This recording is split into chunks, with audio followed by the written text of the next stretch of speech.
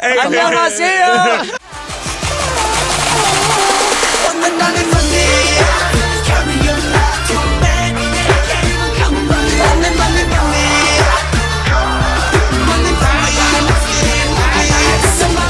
Countryside.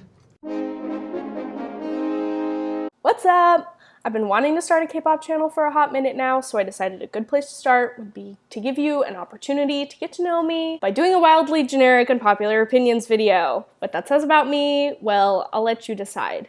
These videos, as generic as they might be, are super fun to watch, and in my experience have offered an opportunity to reflect on my own opinions. So, I sat down and I did my research, and I watched a ton of these videos. And I have some things to share that I feel like I've never heard anyone talk about. I wanted to do a K-pop unpopular opinions video, but I've only been a K-pop fan for a little over a year. Hold up. Just want to jump in here really quickly and say that I've actually been a K-pop fan for almost 2 years now, because it has literally taken me 9 months to get around to editing this video. So, yeah. So I thought I'd start with what I know best before jumping off the 10-meter board into the 16-foot deep pool that is the entire genre of K-pop.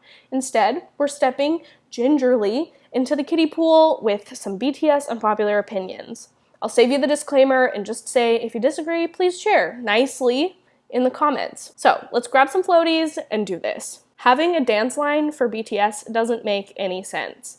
The dance line in BTS is nothing more than a label on who's a better dancer than whoever else.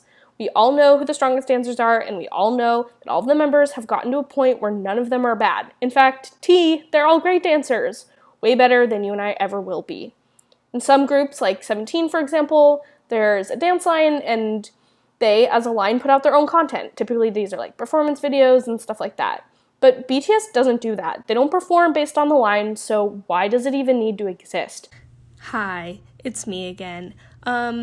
Yeah, looking back on this, I realized that that's not necessarily true, aka the Festa footage that I just showed you from like 2 seconds ago. Nope.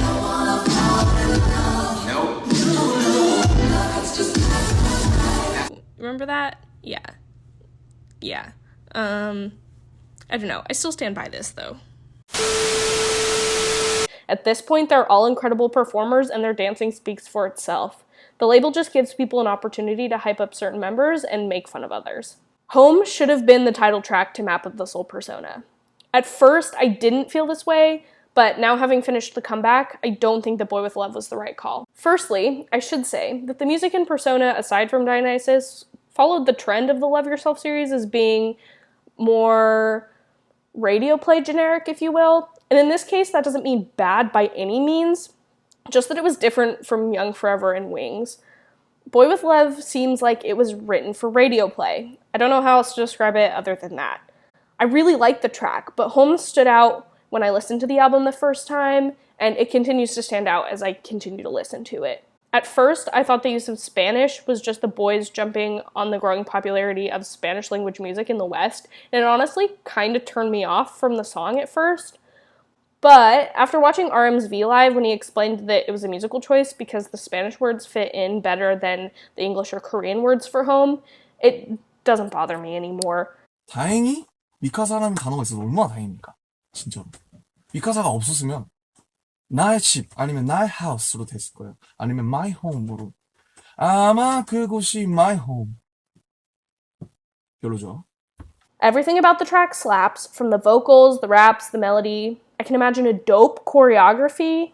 I just don't think that Boy With Love stood out on top of Home. Tiny side note too, I see where people with a similar opinion of Boy With Love are coming from, saying that Dionysus should have been the title track, but as much as I love the song, I don't think that it would have had a wide enough appeal to be as successful as some of the other tracks on the album. Love Yourself Her was not the weakest album in the Love Yourself series. I don't have a lot to say about this one, other than I think that the album stood out in its own ways from the others. I see this talked a lot about on Twitter, and it just makes me sad. I loved the title track DNA. It was how I first got into BTS in the first place. Dimple and Pied Piper are straight bops. Serendipity made her first appearance. Mic Drop brought in some of that hip-hop. Outro Her is wildly underappreciated. Best of Me is the perfect car song. As for Go-Go, well, I have mixed feelings, but it's catchy as hell. I think that all of the Love Yourself albums stood out in their own way, and I think people need to just stop hating on Love Yourself Her. Big Hit is 100% in their right to control the boys' hair. Now look, I get it. I want to see Jungkook in a man bun.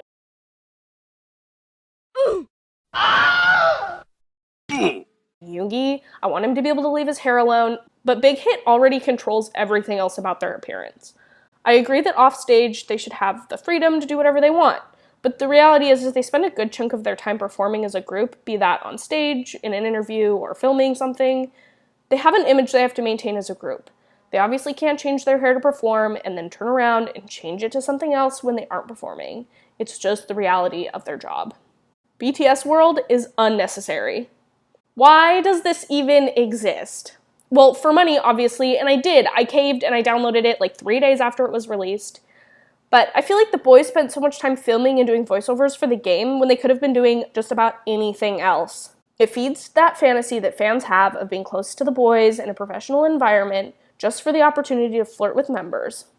The phone calls and texting in the game is straight up weird and could make some people feel like they're actually getting to know the members. And if you look past all that, I'd way rather have another album not chocked full of collaborations or run BTS episodes or something like that.